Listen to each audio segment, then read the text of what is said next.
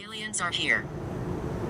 Aliens are here? Wasn't here for any threatening type of reason. It's actually to support the evolution of humanity as we are currently going through a huge shift in consciousness. Miss Priscilla, do we expect more arrivals in the future?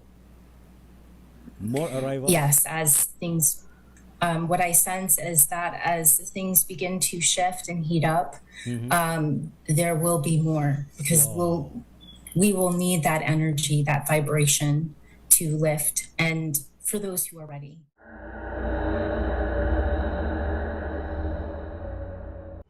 Ito, napatingala ako rito. Parang nananadya naman tong ulap na to. Tingnan mo naman yan. What the hell? What's that? Anong figure yan? You see that? Wow. Parang ano, no? Parang alien. Parang alien. Palagay ninyo, anong hugis yan? You know, I think it's about time that we have to be very aware sa taas. Diba? Kasi karamihan kasi sa atin, mga nakayuko lang eh. Tulad to, ano to? Anong figure to? Kayo, meron ba kayong masasabi? Yun. Yun yung figure na yun. Yun. Anong figure yan? Yan. Kita nyo naman yan. Yun yung buwan. Yun yung figure. What's that? Okay, sa ating mga ka-adventure. You know, life is an adventure. So, we have to be aware sa paligid natin. Actually, katatapos lamang yung program natin sa Gabi ng Misteryo. And na-discuss ko ngayon tungkol dun sa allegedly alien invasion sa Miami Mall sa Florida, USA. And very interesting yung napag-usapan. You can watch yung buong video na yan. I-upload ko yan sa YouTube channel ko sa Ray T. Sibayan Adventures, and pwede kayong mag-share na yung idea, knowledge, wisdom about all of this. Sa pangkalatan, actually yung summary of the discussion is yes, nagkaroon ng allegedly landing. Not actually invasion, that's sighting of alien beings. Kasi kung invasion, parang kokontrolin nila yung humanity. No, it's not. Mukhang maganda naman yung purpose, maganda yung layunin ng appearance nila, yung sighting, sa yung bigla nila silang nagpakita. Kinonfirm ni Miss Priscilla Wheeler, isang American, South African, yung naturang sightings dyan sa Miami Mall.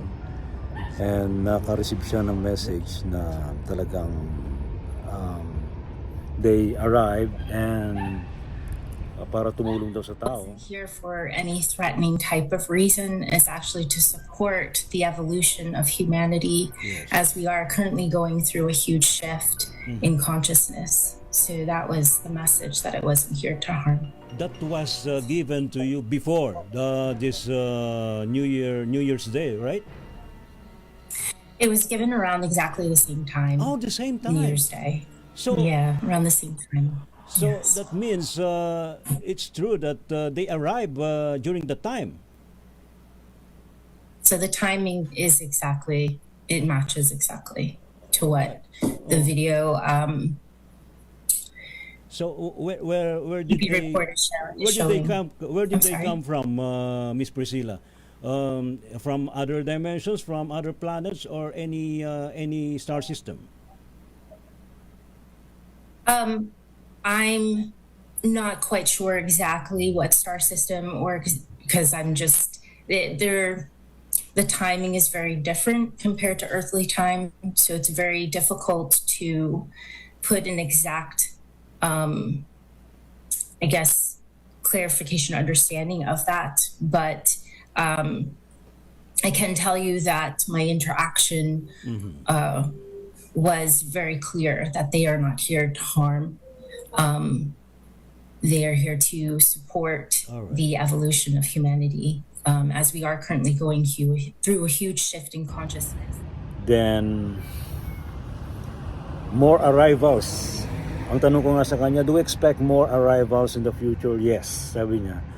So meaning, more extraterrestrial beings ang darating sa mundong ito to share their knowledge and to help humanity, not actually maghasik ng lagim or sindak or takot, but to help everyone na mabago yung ating awareness, yung ating consciousness sa ating kapaligiran, sa ating pamumuhay, sa ating existence as humans sa planet na ito.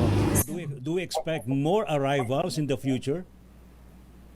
More arrivals? Yes, as things, what I sense is that as things begin to shift and heat up, there will be more because we will need that energy, that vibration to lift. And for those parang I think hindi na rin sila nakakapagpigil kasi palagi na paulit-ulit yung nangyayari, di ba? Ang tao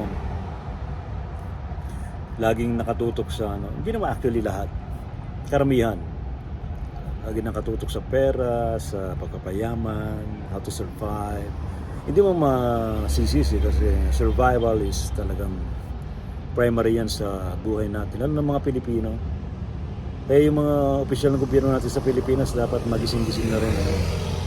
Hindi puro nakafocus lang sa charter change sa mga political agenda nila. Ako, sana naman, umaasa ako, pinapanalangin ko, sana naman yung ating mga opisyal sa gobyerno sa Pilipinas, sa panguna ni Pangulong Ferdinand Marcos Jr., ito nila how to save our planet, to save our forest. Magkaroon rin mga programa na magtanim, di ba? Pangalagaan ng ating kalikasan. Kaya lang nangyayari sa atin, lalo dito sa may sa may Manila Bay. Grabe na reclamation Tinan mo yung reclamation sa Manila Bay ngayon.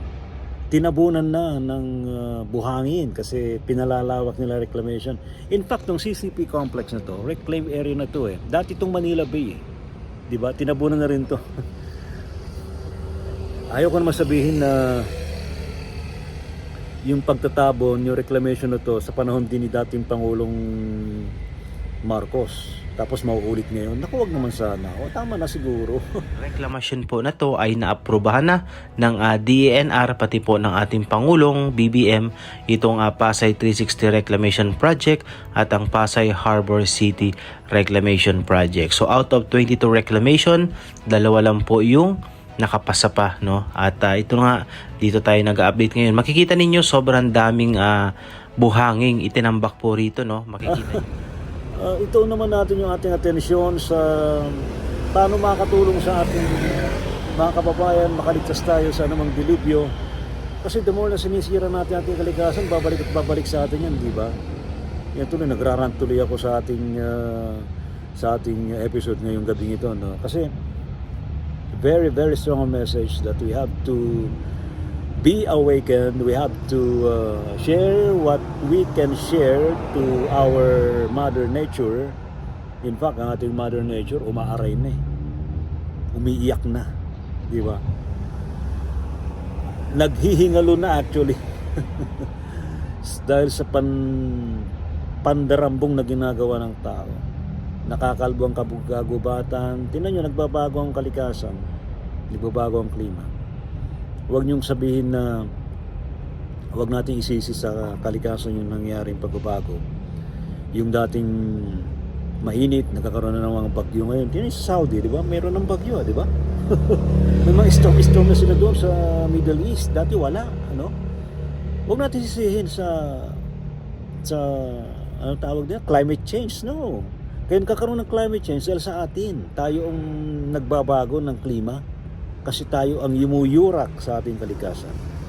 Alright, so abangan po ninyo yung ating pong full episode ng Gabi na Misteryo ngayong Sabado. Discuss natin yung allegedly alien invasion sa Miami Mall sa Florida, USA. Ano natin, himay-himayin natin at isa-isip natin, isagawa kung naman ang mga mensahe. Importante yung mensahe, hindi yung kung nagpakita sila o hindi. Di ba? Tama yun. The most important is the message to humanity. Yung mga pagpapakita, mga video, etc. Marami mga pandaraya dyan eh. May fabrication dyan eh. Para ilihis yung tunay na nangyayari sa atin. Okay? Huwag niyong kalilimutan. Walang absent next Saturday sa Gabi na Misteryo. 10 to 11 p.m. sa DZRH. Ha? And huwag din po ninyong kalimutan, like and subscribe for more videos. See you.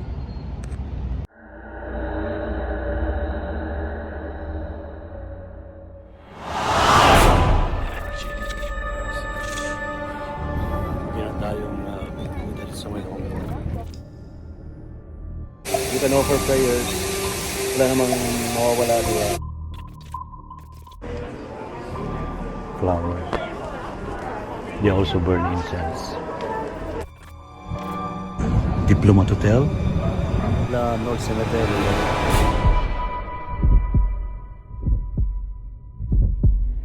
Inadvertently opened a portal to another dimension.